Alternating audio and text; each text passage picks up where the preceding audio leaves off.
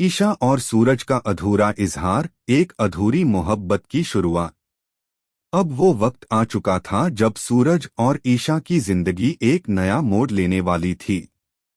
लंबे समय से दोनों के दिलों में एक दूसरे के लिए जो अनकहा सा एहसास पल रहा था, अब वो लफ्जों में ढलने वाला था। ईशा को तो कब का एहसास हो गया था कि उसकी दुनिया सूरज से ही शुरू होकर उसी पर खत्म होती है। लेकिन सूरज, जो हमेशा खुद को दूसरों की जिम्मेदारी समझने में खोया रहता था, अब आखिरकार अपने दिल की आवाज को नजरअंदाज नहीं कर पा रहा था। सूरज के मन में एक डर भी था, अगर उसने अब भी अपनी भावनाओं को छिपाए रखा तो शायद वह हमेशा के लिए ईशा को खो देगा।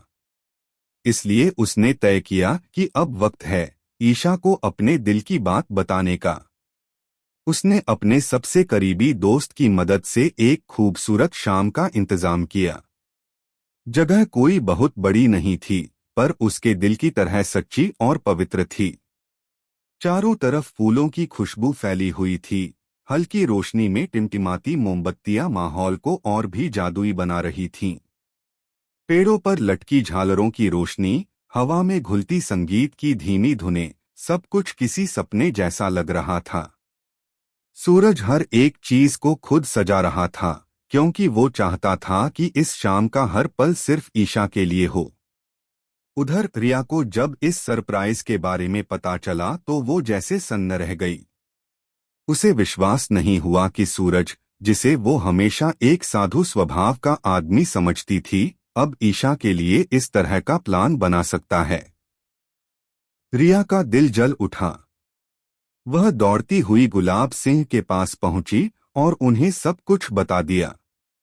पापा, सूरज भैया आज ईशा को प्रपोज करने वाले हैं। यह सुनते ही गुलाब सिंह का चेहरा क्रोध से लाल हो गया। उसकी आंखों में आग थी। वो गरजते हुए बोला, मेरी बेटी को कोई गैर लड़का हाथ भी लगाए, यह मैं कभी नहीं होने दूंगा। अगर आज सूरज ने यह कदम उठाया तो मैं उसे जिंदा नहीं छोड़ूंगा। गुस्से में तमतमाता हुआ गुलाब सिंह उसी जगह की ओर निकल पड़ा जहां सूरज अपनी जिंदगी की सबसे बड़ी बात कहने वाला था। इस बीच सूरज ने सारी तैयारियां पूरी कर ली थीं और धड़कते दिल के साथ ईशा का इंतजार कर रहा था। शाम ढल चुकी थी, आसमान में चांदनी खिली हुई थी और तभी ईशा वहां पहुंची। जैसे ही उसने उस सजे हुए स्थल को देखा, उसके कदम वहीं रुक गए।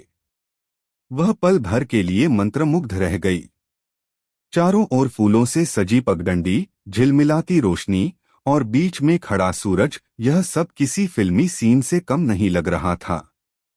सूरज धीरे धीरे उसकी ओर बढ़ा। उसने हल्के से ईशा का हाथ थामा, उसकी आंखों में झांका और कहा, ईशा, मैं बहुत दिनों से तुमसे कुछ कहना चाहता था। मुझे तुमसे प्यार हो गया है।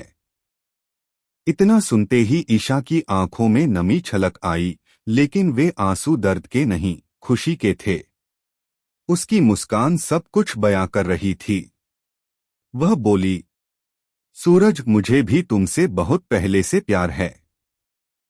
बस मैं इंतजार कर रही थी कि तुम कहो। दोनों एक दूसरे की आंखों में देख रहे थे। हवा में एक अजीब सी मिठास थी, मानो वक्त भी थम गया हो।